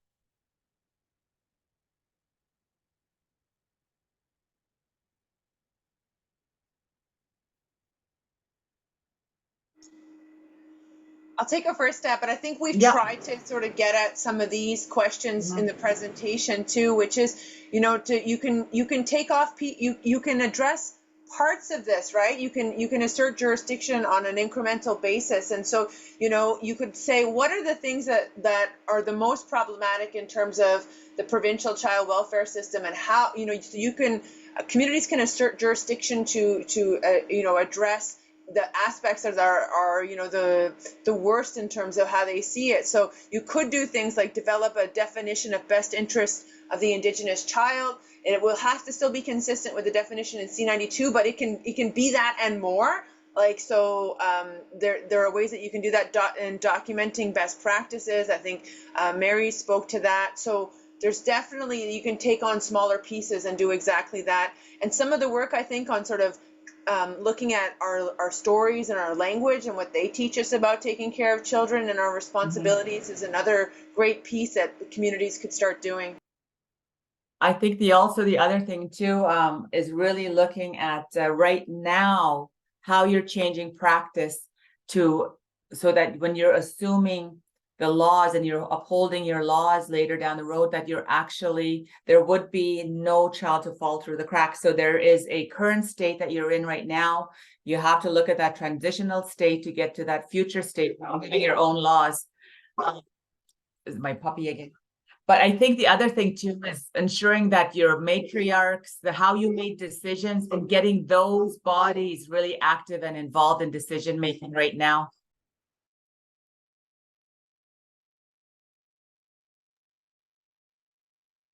Another two-part question. Okay, I'm just going to read them because we'll all know them. So is there any legal risk to a First Nation with giving notice as an Indigenous governing body status for the purpose of notification under Section 12?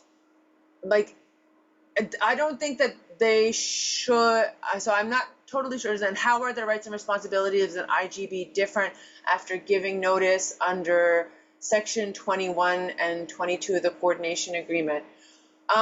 I don't think that, you know, the fact of, until you have your law in place, I believe that, you know, notice should still be, and it's, you know, other provinces will have an obligation to give notice, essentially, you know, that these are national standards, they will always apply. So it should not affect in the giving notice, you know, if there is a case, whether it's in your province or the neighboring province or wherever, that involves a child from your community, there should still be giving notice.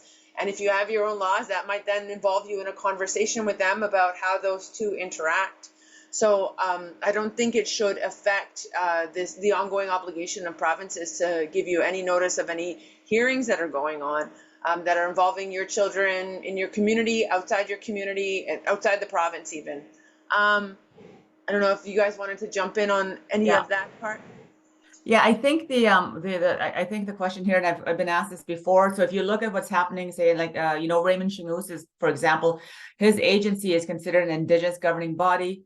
Sekani Family Services is considered, saying that we are an Indigenous governing body, because right now within the Act, you know, there's a notice of significant measures, and in the provinces, at least here in British Columbia, you have a repository of where the information has to go. So if there's a child that is down, outside of Caris County territory, and there's something happening to that child, there's a legal obligation to tell the nation of the significant measure, but they also have to tell us as well.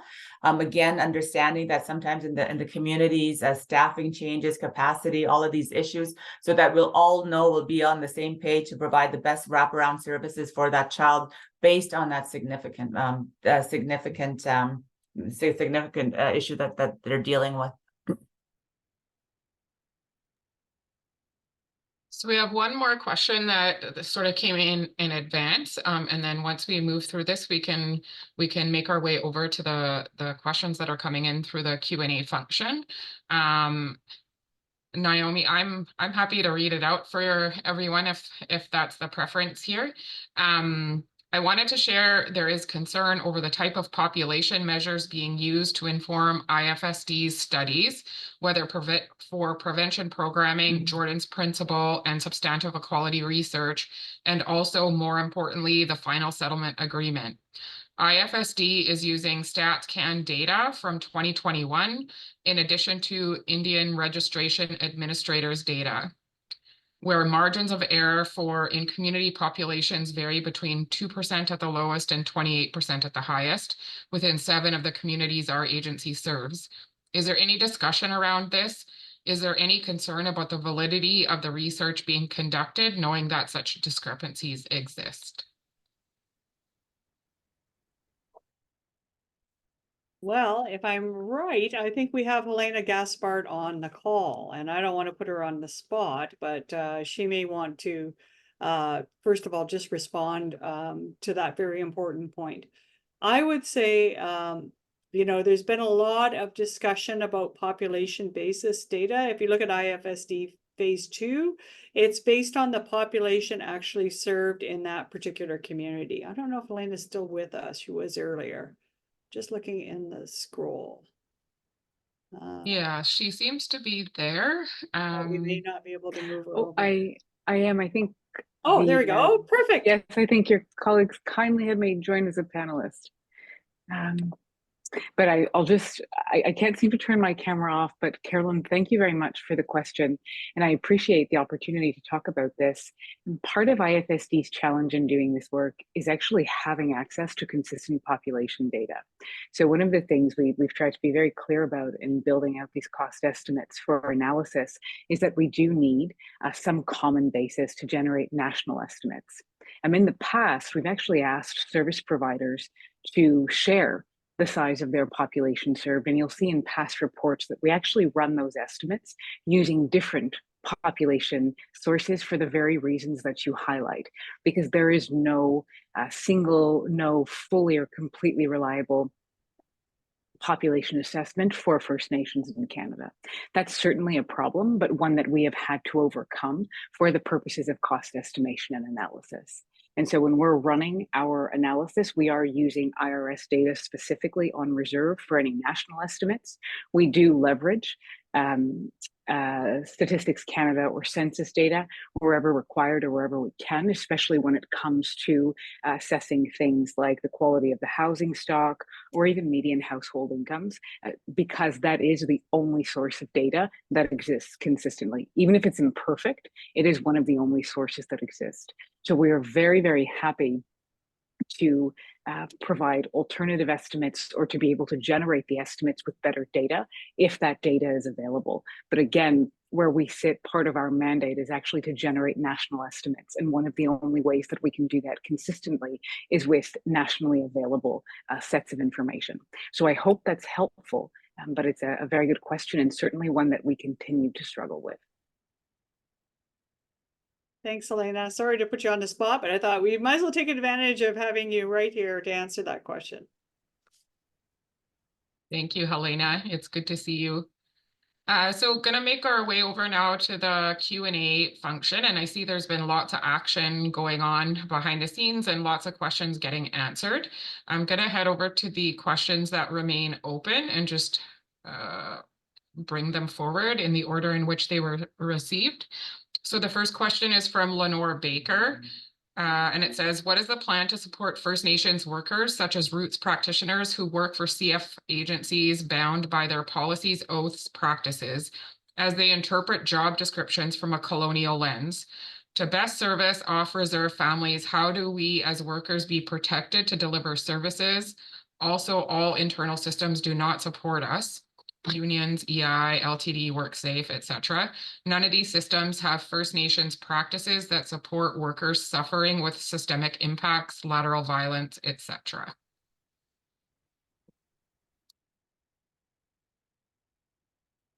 I'm going to just take a stab at some of the important point about all frontline staff, in my view, need support to deal with the trauma that we're interfacing with on a regular basis.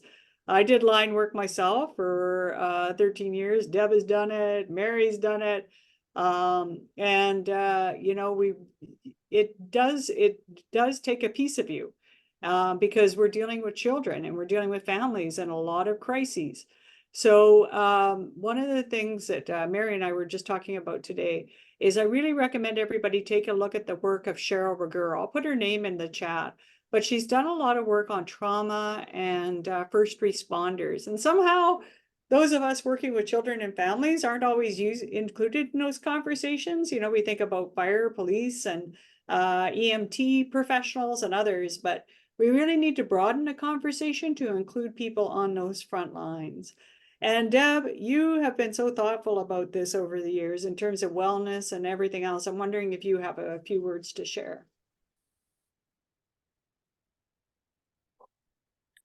Thank you. Yeah, it's been my lifelong work, as you know, as everyone here. I think it's, yeah, really important. I know we talk about, you know, how capacity and we all know, I like the idea of having the discussion about trauma for frontline workers, because we know that it is a difficult work and it's hard to recruit, retain our workers through all of this for child and family.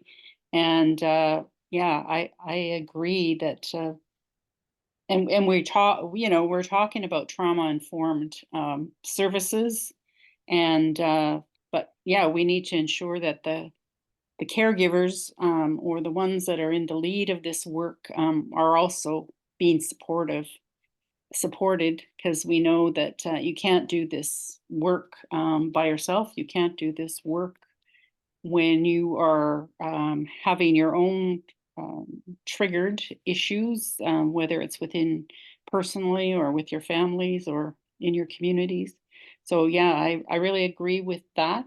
And it's, as I said, it's not an easy job, but we all have, I think we just have, as I said, and many of you, is that this is heart work. And if we lead with our hearts, then you know, all we can do is do our best. And also, you know, as matriarchs, mothers and aunties and grandmothers, this is our ultimate responsibility, is the care and protection and showing our kids love to do this work. Thank you. Thank you. And I think I'll just speak to this, just coming from the child and family agencies, and more specifically in British Columbia. I definitely understand it and really hear the again and again from our social workers, our frontline workers, our youth workers in the midst of this opioid crisis, how much hurt that you know that we carry, especially as Indigenous people, because it's our children, it's our, you know, we're seeing them die on the street and all of that. But I know most of our agencies that we do have the supports that, you know, most agents have the you know, the cultural a cultural elder person that's there. Our policies for the most part support that supporting the frontline workers. You know, we have like extra days off for cultural activities. We have extra days off for self-care. So there's the things that we can do within our own policies that we made changes. Keep in mind as well, though, that British Columbia just started receiving prevention funding 2018, 2019. And it's only been since then that we've actually been able to be on par with MCFD as to what we could pay for them. So a lot of those resources weren't there to provide the ongoing support. So agencies, and I really feel for the nations that weren't part of an agency. You know, we really have to build that capacity to ensure that our workers are taken care of, and that is in many of our policies and in how we practice. You know, we do have, for example, with our agency, you know, we do have that. We always have the mental health practitioner there for our staff. We have additional days off for self-care. We have additional days off for that cultural practices. So it's really important that we look at that, because, you know, whatever recommendation you as frontline workers, you know, to provide that to your leadership to say, this is what we need. There's also that personal responsibility. And I know, and I say this to my workers again and again and again, ensure that when you're feeling burnt out, that you just stop and take the time. But so many of our people that are in this giving field give over and above, and I'm always saying it's okay to take a day off. Those problems will be there tomorrow, but you have to be really cognizant. I'm one to talk, but you know, we have to really be aware of how much we can take in this work. Thank you, Mary, and thank you, Deb, and Cindy. I think what you have shared, most of us can appreciate in this conversation. So thank you for that. Next question we're going to go to is from an anonymous attendee, and it says, do you see a role for non-government agencies in the support of First Nations communities and their commitments to self-governance and the care of children and families? If so, what are some of the contractual implications anticipated, particularly around who ultimately has decision-making authority on behalf of the nation? Also, there are some concerns being expressed recently around the challenges that nations are having to establish sufficient liability coverage in support of these activities. Well, I'll take a crack at the liability one, and just to say that we want to acknowledge our colleagues at the National Advisory Committee, because we've been studying some of these questions. There are liability questions that people need to be aware of.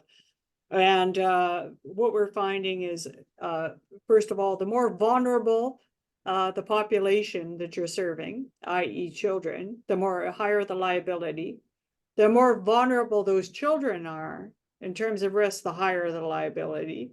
The more control you have over what happens for those children and families, the more you are liable. So in all those boxes, you think about child and family, then you tick all those boxes. So that puts you in the high liability category right there. And what I always encourage people to think about is not just, think about liability for the organization, of course, and for the nation, but think about the employees. Think about folks like foster carers or elder advisors or youth advisors. So think about everybody in that circle and how you would ensure that if a liability claim came against them as an individual or as the individual in the organization, that they're protected against having to pay for the litigation costs out of pocket, because you could have a claim that doesn't succeed, but you've had to defend it all this time, and also the eventual judgment. And we're finding with the insurance industry, thanks to these decisions, is that very few insurers will insure against abuse anymore. That's not due to us as First Nations, but it's due to some of these big judgments like the sexual abuse scandal in the Boy Scouts of America or among the churches. The insurance industry, given climate change, is much more risk averse than it used to be. And so the prediction is within the next 7 years, you won't be able to get any insurance against abuse. So these are important questions to look at. And I always say, in this, and coming back to Mary's point about there's a fine line between jurisdiction and offloading, I feel that the government of Canada needs to step up to the plate and be the insurer of last resort. Because often they'll say, well, we'll pay your premiums, but that assumes that you can get insurance, first of all. And second of all, that insurance is adequate to protect everybody that we talked about that would be in the circle. So think about mapping out all the people who are going to be a part of the circle of care for the children, who might need potential liability protection. Talk to your insurers and keep them up to date on any of the practice decisions. This is even for those of you who aren't under jurisdiction. If you launch a new program mid-year after you insured your policy, get back to your insurer and say, hey, look, we put out this new program, just so that they're aware and you can be assured that that'll be covered in your piece. Talk to skilled liability lawyers, tort lawyers, and get advice from them about your unique circumstances. Naiomi, do you have anything else to say about that? Nope. I think you've covered it, and it's unfortunately it's not specifically an area that I've come across too, but I know that my friends at different negotiation tables who are there as lawyers are talking about it with their clients. Mary might have some. I see her. Yeah. I think oh God, this insurance. I say this. I know too much about insurance, things I never wanted to know, just because of this issue that has come up in British Columbia, where the province was saying they were no longer going to insure us, but we do have insurance existing right now. But to be really cautious, like when you are going to you're going to be establishing your own laws, and I'm talking about the current state, the transition state. If you're a nation that is right now in BC, that you are covered by the delegated agency that you are covered by the province if you're a nation that is being served by a delegated agency. If you're a nation on its own without without being part of a delegated agency or unaffiliated, you have your own liability insurance, and you don't get funded to do that adequately. So to be very cautious. One of the things that I think, Cindy, that we perhaps need to do again is to do that liability webinar, the risk webinar. I know with Corin, she does such a clear, good job. David, like, you know, we have really good people, because there's ways that you can mitigate the risk. And so, you know, in absence of having the proper insurance, or like insurance that there's so many gaps in insurance, there are things that you can do to absolutely mitigate the risk. And simple things like, you know, ensuring your policies are up to date, making sure that the practice, like accountability, evaluation, all of these things, identifying the actual role that you're going to be playing. What are you going to do? And are you insured for that? For example, if you're going to take up midwifery, are you insured for that? Like, there's certain things that you can do to actually reduce your risk. So I think we should do a webinar on that, Cindy. The second part of your question, like, do you see a role for non-government agencies in the support of First Nations communities and their commitments to self-governance? I do see a role. I don't know if they're a government, but I think if you think about one of the things, I think what you really should be working at when you're doing jurisdiction, first and foremost, is to build trust in your community. That is number one. Ask your staff, ask yourselves, like, how are we building trust? Because what you want is the most vulnerable of your members to come forward to the agency or to the service provider to say, listen, I need help. I need help. And you need to make sure that trust, so then you want to make sure that there's no political interference, so that there is that trust. And so one of the ways that I was considering this, or I've been thinking about it within our jurisdictional framework, we do have the representative child and youth who has developed trust with our people. It's an unbiased place, you know, people, the youth, they just represent the youth. So there perhaps is a role for like a representative children or youth, or the advocate office outside of your own laws, but you could embed in laws that what that relationship would look like. I'm thinking of some of the roles of the public guardian and trustee, right? There could be a role for them within that. So there are really, like, who is it that you need to ensure that there's that trust within your nation, within the service providers, and within your own laws? I think that's what we need to ask ourselves.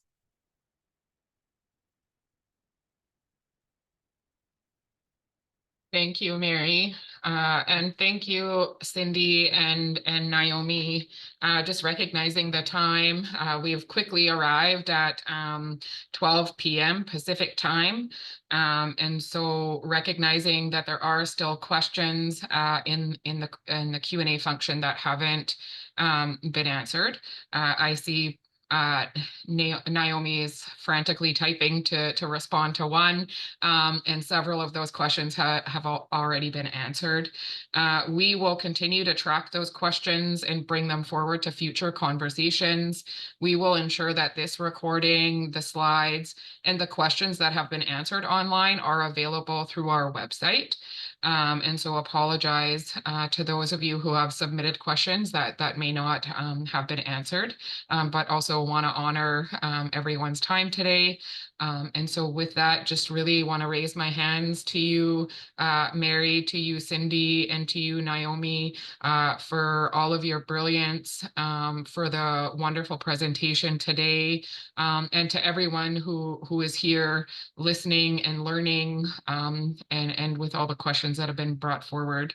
I'm going to turn it back over to our elder, Deb Foxcroft, and ask if you could kindly close us in a good way. Thank you. Just really very inspiring today. Just want to acknowledge all of our panel, Cindy, Naiomi, and Mary, just sharing their wisdom and their brilliant minds and such compassion and dedication to do this work on behalf of our children, youth, and families. Very inspiring. So I hold up my hands to you all. And I was just thinking it would be so great if we could just gather all this collective positive energy and love for our children and families, so that we all can move forward in a good way, and that we come with our open minds and hearts, and acknowledge everyone that's in this field of caring for our children, whether it's grandmothers, matriarchs, aunties, uncles, grandparents. We know that that's, one of our elders said, our most ultimate law is the protection of our children. And that was the late Alice Paul from Sďwməthkվəy, in one of our elders in our communities. And I just need to just thank everyone for being here and for the tremendous work that you do every day, whether it's in your communities, whether it's in your agencies, whether it's as parents and as grandparents. We all know we have a responsibility for our children and our youth, and that is a sacred responsibility that we all carry. So I just wanted to just a reminder that our children and our youth are watching us, and they're waiting for us, whether it's today, tomorrow, or in the future. And so I just wanted to remind us, and I think a lot of our presenters said, we need to be able to ensure that we are the voice for our children and youth, and that we carry that sacred responsibility forward. I know that it takes a lot of strength and courage, and so much love and compassion and dedication to do this work. And so I just wanted to hold up my hands to everyone and honor you on the pathway forward on your journey. But it takes all of us to be able to do this work in a good way. So I just wanted to just say Sďwməthkվəy from Sishat territory, New Chonmouth territory. And I ask that you have safe travels, and wherever you're going, and look after yourself. Just sending much love and strength and healing to you all as we continue doing this work. Sďwməthkվəy. Wonderful. Thank you, Deb. Wishing each of you a wonderful rest of your Friday afternoon for us here in British Columbia, and just that gentle reminder about the Loving Justice conference that will happen out here in British Columbia from September 9th to the 11th, where all of these amazing conversations will continue to unfold. Take really good care, and thank you so much again for your time today.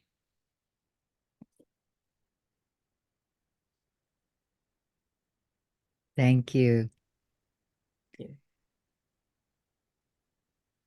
Bye-bye.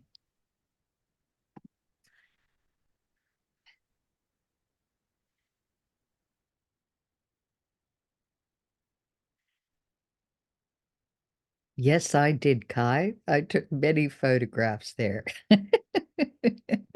Good on you. It was wonderful. Take care.